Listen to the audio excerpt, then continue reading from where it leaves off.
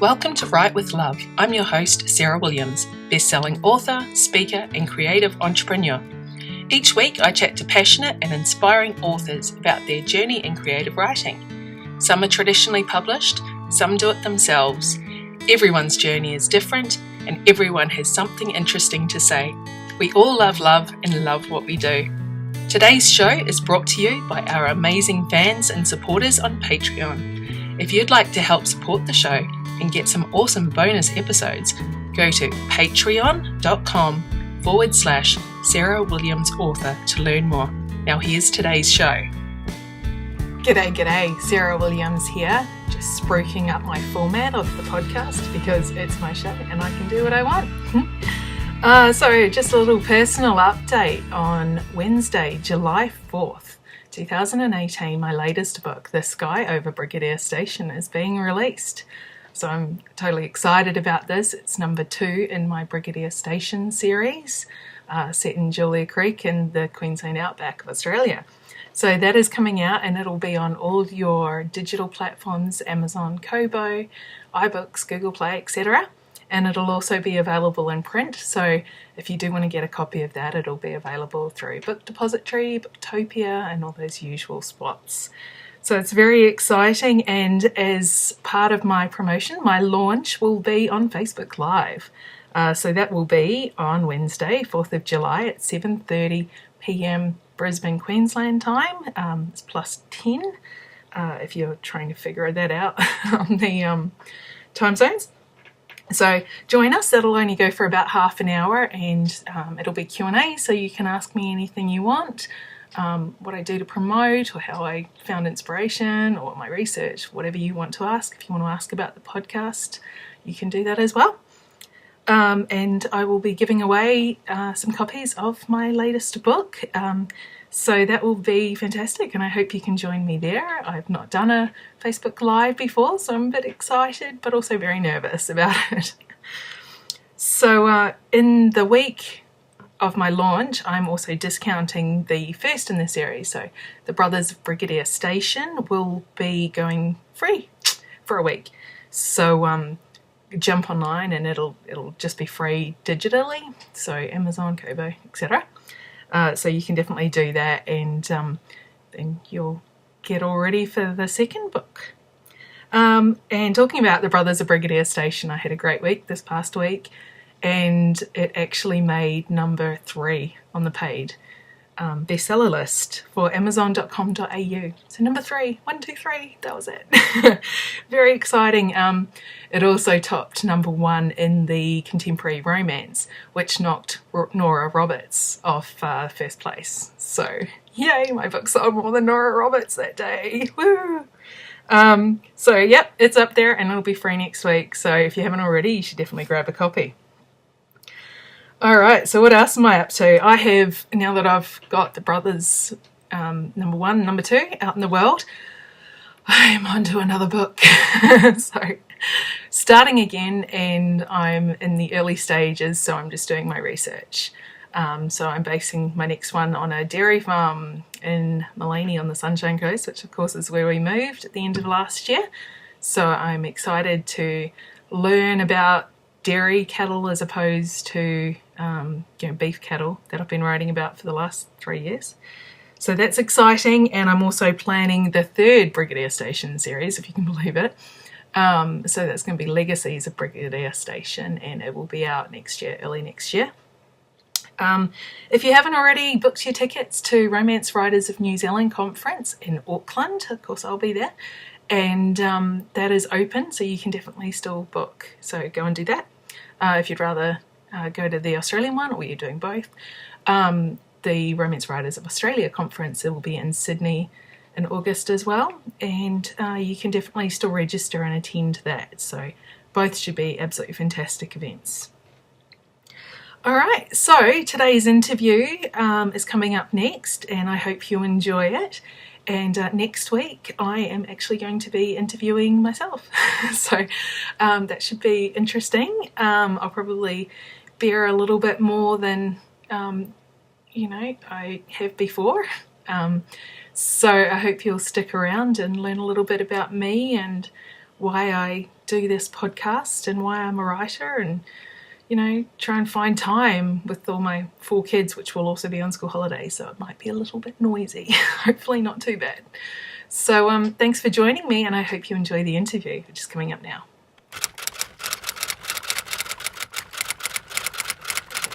Today I'm chatting to Maggie Wells. Thanks for joining me, Maggie. Thanks for having me. It's great to be here. Excellent. So can you tell us about yourself and your journey to publication? Sure. Well, first I'll explain my kind of crazy accent. I am from the Midwestern United States. I grew up in Illinois, but I married a man from Arkansas. So I live in the South now, and they tell me down here that I talk funny. And when I go home, they tell me I have a drawl. So even more confusing to your Aussie listeners and viewers, I have a crazy, confused accent even for here in the States, so I'm going to apologize for that right away. I published my first book in 2011. I started out small press published with a company called Turquoise Morning Press. Had a fantastic experience with them. Did a number of books with them, all the way through when they closed in 2014, I believe it was. And talk about, we've had a lot of ups and downs in publishing with publishing houses closing, and that was a fantastic experience. She was wonderfully generous and helpful with all of us. All rights reverted without drama. It was wonderful. But I have subsequently published with Carina Press, Harlequin E when they had the E imprint, Kensington's Lyrical Press line, which is their contemporary romance digital first. And just this year, I had my first mass market paperback releases with Sourcebooks Casablanca and my Love Game series. So it's been a long journey, lots of ups and downs along the way. But right now, everything's on the up, and I'm very excited to be here. And you're up to 38 books published. That's pretty amazing for, what was that, 7 years? Yeah, and you have to remember we had that little spurt in 2012 and 13 when everyone was writing shorter and faster.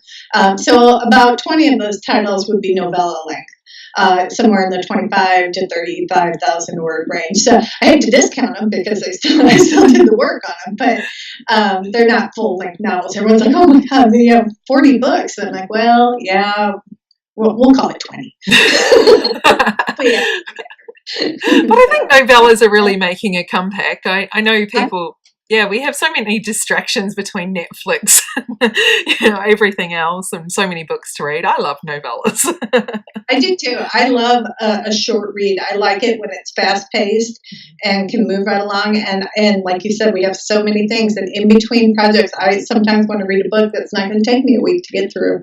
I want to sit down and read it in a couple hours. So I really enjoy short work. Yeah, absolutely. So Lyrical Press, who you've got a lot published with at the moment, so that's Kensington. So that's a line of Kensington. I hadn't even heard of that one before. So tell us about that and how you got in with them. They started, I think it was back in about 2013 or 14. They had Kensington E was their electronic book line, and they decided to split off into some different subgenres. And so they came up with Lyrical Press and Lyrical Shine, which is what the contemporary romance was. There are a couple of other imprints for mystery, one that's a little darker. And so it's been a fun experience with them because I think by going with the lyrical imprint, it's given them a lot of freedom to publish some things that you may not find on a mainstream bookshelf. I have a few series with them. One of them is a Coastal Heat series, which is your typical 30-something contemporary romance based around the beach, and that's going deep. And one of my favorite ones called Flip This Love, because they just have these horrible chemistry that is so fun they have this bantering thing that just kills me. And then Love and Rockets, where the guy actually is a rocket scientist, which I like that. So all the male characters in that have this kind of geeky scientist edge. So I like that. I like I like those smart boys. I think that's great. The Big Bang Theory is huge over here. Geeks are making comeback with all these Marvel movies and stuff too. And I love superhero stuff, so there's a lot of superhero jokes all through that series. So I was raised by comic book brothers who actually have the comic book collections and have the whole Marvel versus DC debates were real in my household. So yeah, and I can tell it was just correcting someone the other day. Like, Wonder Woman is not Marvel. I love her. She's DC. So anyway, but they gave me some freedom there with that, and then we also had a lot of creative freedom with a line called Worth the Wait romances, which are hot contemporary erotic romances for main characters 50 and over. Proving we're not really dead yet. And that's something that we found is a little bit of a hard sell in most mainstream publishing, is to get anybody over really 35. We've actually started a Facebook group called Seasoned Romance. We just kind of coined a term that we thought didn't sound horrible. For people who have a little bit of life experience under their belt. And we've actually just clicked over 1,200 members in that group, because there are a lot of people like me who are in their 40s that have kids in their 20s, and it's a little odd to be reading about people who are your children's age. So yeah, we want to read romances that do have some characters that look like us and may feel like us and have some of the, I'm not 24-year-old flaws. Yeah, so absolutely. That's been a lot of fun. Yeah, no, that's great. And I've been reading actually a few books like that at the moment. And yeah, I'm really enjoying, and I'm in my mid-30s and I still have young kids. So I can just imagine what it's going to be like kind of reading about them in their 20s. It makes looking for cover art really interesting, because when you start looking at these young models and you think, oh, he's cute. And then you think, oh, he's my son's age. You think that a little bit. And you start thinking about cougarish. Yeah. Oh, there's a reality check for you. And then the third series I have going with Lyrical has been a lot of fun for me personally, because it's about single dads, and it follows these 3 single dads who kind of banded together as friends and support group for each other, because they are full-time dads on the job. And I married a full-time dad and became an infant mommy the minute I said I do. And so it was kind of a project near and dear to my heart, because it's the life I've lived. And it comes at you a little bit differently when you're not there from the get-go. Yeah, absolutely. Oh, that's brilliant. And your tagline is author of feminist, sex-positive romance. How did that all come along? I love it. It's awesome. It came actually out of my agent's mouth when I first submitted Love Game.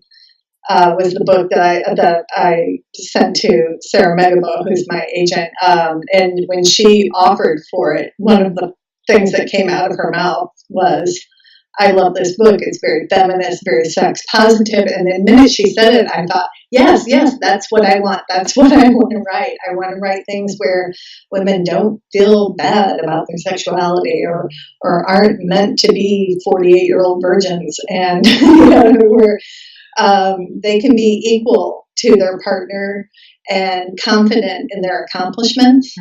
And I think that's one thing that we're always kind of working on as women is owning our expertise and owning our accomplishments. And so when that came out of her mouth, she's like, this is who you are. This is what you write. This is what comes through the writing. I said, thank you.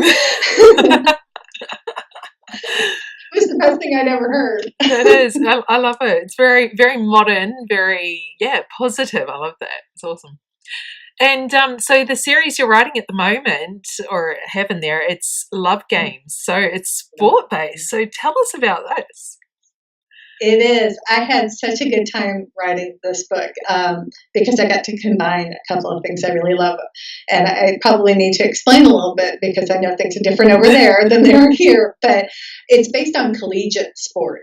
And the National Collegiate Athletic Association, the NCAA, as we call it here, feeds most of the NBA and NFL American football programs over here. So in order to play professional sports, most of the time you have to go through college to get to that level. They want to see you play at least a few of those 4 years of college before they're going to contract you. So it's almost like an audition. Because of that, collegiate sports in the United States are huge. They're big money business. I live in the South, and football is everything down here. Football, American football, sorry, is everything here, though. We spend our Saturday afternoons. I'm an Arkansas Razorback fan. I know how to call the Hogs. I'm not going to do it here because it's ridiculous. But we spend our afternoons watching football, tailgating, and that kind of thing. So college football is everything. We don't have a professional sports team here in Arkansas. The closest would be the Dallas Cowboys or the New Orleans Saints. So your college teams really become your teams. And I was raised going to college football games. My dad was Purdue alumni in Indiana, and we would travel every weekend to the football games. And so when I met my husband and I came to Arkansas to visit for the first time, he said, well, he knew I liked Broadway musicals. So he said, we can go see the damn Yankees at the Robinson Center, or I can get tickets to a Razorback game. And I said, ooh, I love college football. And we got married. Because that's how it happens down here. So anyway, so I kind of have to explain that because most sports romance that you read does take place on a professional level. This is pre-professional, but it's still big money stakes. Most colleges pay their head football coach more than they pay anybody else. The highest paid person in the state of Arkansas, paid by the public payroll, is the football coach. So they don't realize these people make millions of dollars. And I actually had to explain to my editor when we were going through Edison's book, and she's like, well, how do they afford this ring? I'm like, do you have any idea how much these football coaches make? Hold on, let me pull up some figures for you. So it's a multi-million-dollar industry. So I have to preface that because a lot of people don't really realize that unless you are an American college football fan. Yeah. So this was a lot of fun for me because I got to take there was a women's basketball coach who coached for the University of Tennessee for a number of years. She's passed away now, but her name is Pat Summitt, and she was a legend in coaching in general, period, men's or women's. And she was just one of those women that just owned it. From the very beginning, she made no apologies for who she was. She knew she was good. And I said, I'm going to write a character like that, who's basically a superhero without a sword or a shield. She's just that confident in her ability. So I made her an Olympic champion, and she played in the WNBA and all these things. So she has all the credentials. She's now the school's winningest coach. And this is Logan. This is Kate. Excellent. And she's fantastic. If I had a girl crush, I'd have it on Kate. But she's, I just wanted to make her just that unapologetically awesome woman that we know so many of them in real life. We all do. These women who just are kick-ass in everything they do. Yeah. And then I wanted to give her a man that didn't make her apologize for it. Yeah. So I had to knock him down a notch. He's got to be coming up while she's riding up high, right? So he's kind of a disgraced football coach, which we had a situation like that where a beloved football coach here in Arkansas was kind of ridden out of town on a rail after an indiscretion. and so these are inspired by real life people, kind of, but they're much more attractive. And they have a lot more fun. It's fun because I like to say it's a modern day battle of the sexes. And it's between a woman, at the top of her game and a guy who's just looking for a comeback at any cost. So yeah, that's Love Games. Excellent. And then the second book in the series is Play for Keep. And that is the men's basketball coach. And the PR woman at the university, because he gets in a little bit of hot water surrounding the demise of his marriage, and she has to put the spin on it, and they get involved in it, and that's a lot of fun too because it takes place. Men's basketball in the United States is another big high stakes thing. If you've heard anyone use the term March Madness, it's all about It's college basketball, and it's the entire month of March. The country shuts down, and we all watch basketball. What do you like? So.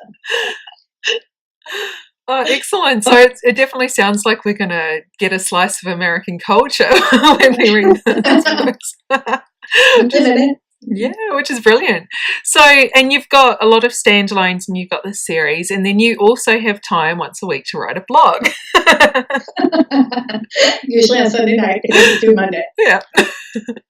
This is one of those commitments I kind of made to myself. I think I've been blogging steadily since about 2013, where on Mondays, and it just is, usually it's less than 500 words, and most of the time it's just whatever is going on in my life. So it's like 5 people who probably read it and care, and they say, hey, that's great, carry on, and I just say, okay.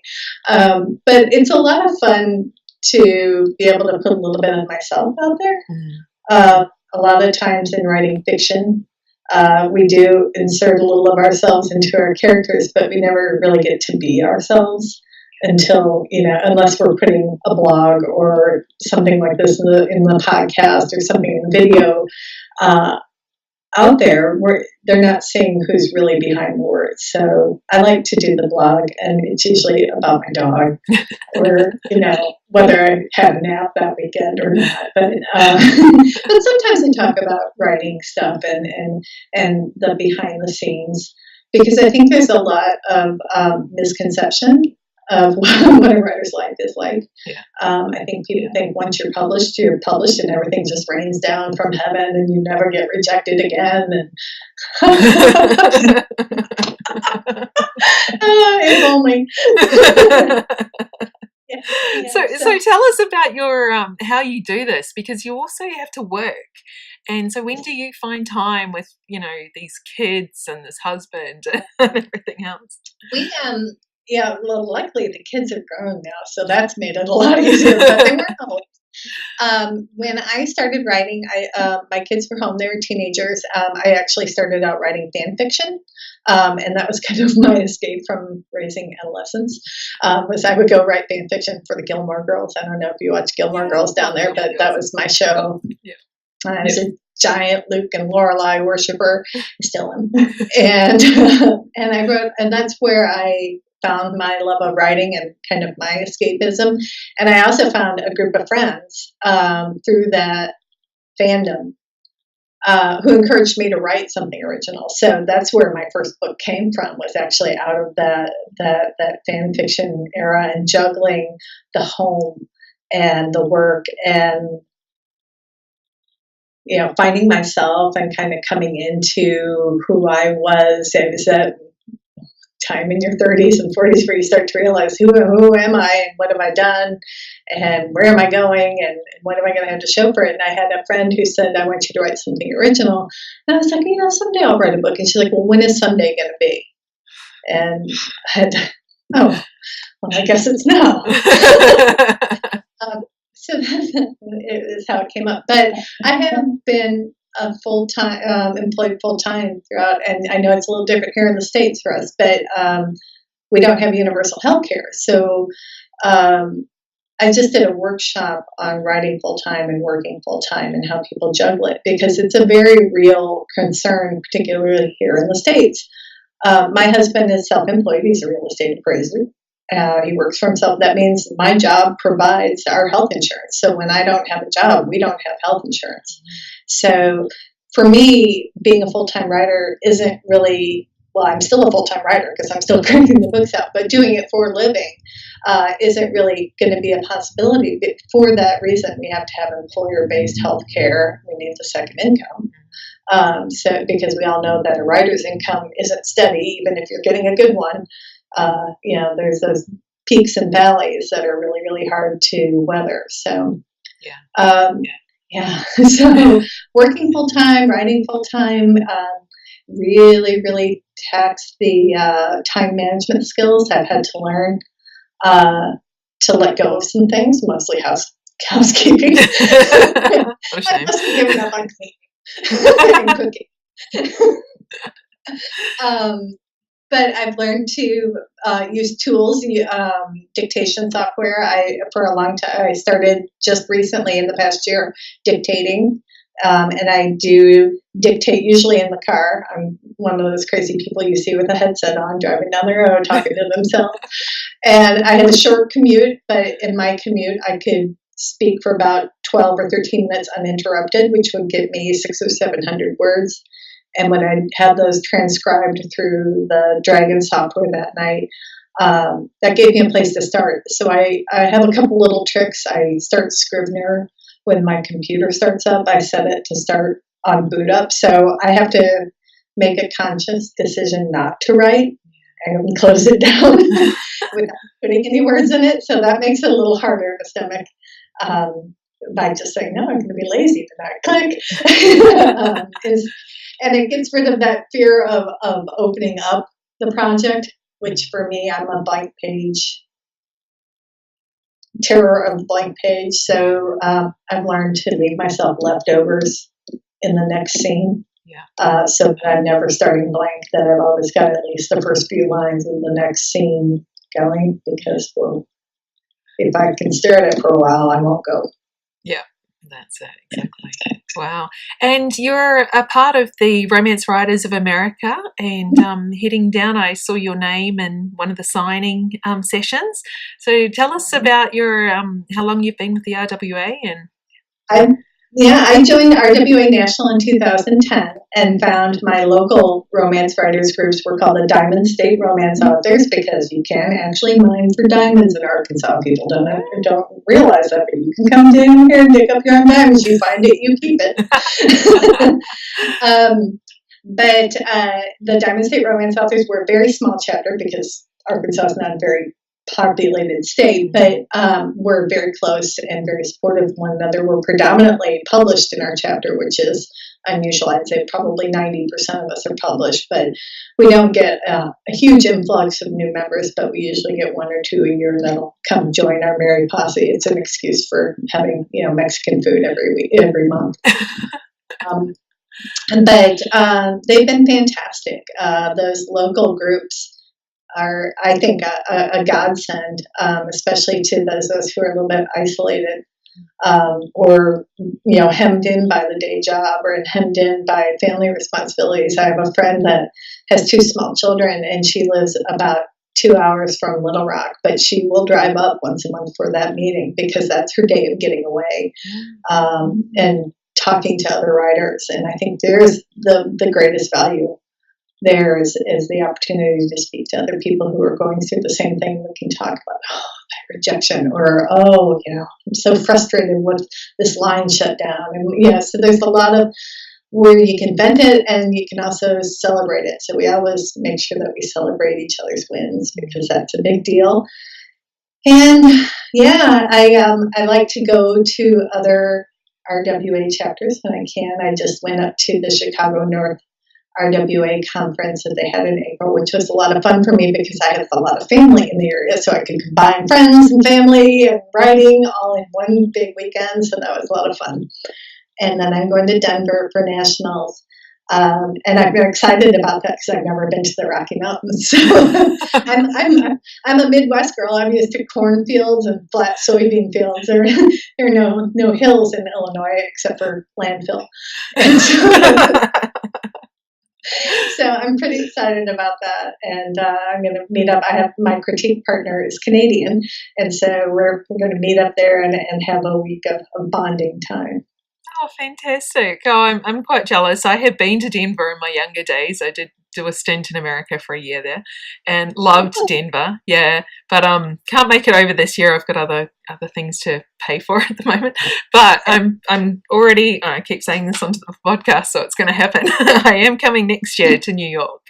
Hey! So have you been to one in New York? No, well, I've been to New York, but I've never been to a Romance Writers of America conference. So it'll be exciting. And I haven't been to New York since pre-9/11 either. So that should be interesting too. So that's exciting. So do you have books coming out soon that we can pick up your latest? My I just had the April release, which was Play for Keeps. Play for Keeps. It's time, and he's here. And then in August, I don't have a cover for it, but this is the first book in the series, the Playdate series. Book number 3 comes out in August. It's called A Ring for Rosie. Book number 2 just came out in March, which was called Easy Bake Lovin', which I have to tell you, I had the most fun because I made the heroine has an adult bakery that caters to bachelor and bachelorette parties. So she has all of these pastries that were given some rather creative names that tea partner and I had a great time making up. So we laughed and laughed. My editor sent it back to me. She's like, this is the most ridiculous thing I've ever read. I'm sorry. She's like, I loved it. But it's been a fun series to write. And so the third one in that series will be out in August, and that's A Ring for Rosie, which is a much sweeter story than Easy Bake Love. Oh, fantastic. And what are you working on at the moment? I see you've got a few things that you do at once. I am. I'm working on the third book in the Love Games series. The series does revolve around 3 female friends, and this will be Avery's book. And I'm really excited about it because it's a mommy by choice story. So the heroine's going to be pregnant through the story, and it's an interesting twist. So I'm really excited for it because I like to explore all the different options that especially women who are in middle of life have to face these do it now, do or die kind of situations when it comes to motherhood and children and marriage and all that stuff. So it's been a lot of fun doing that.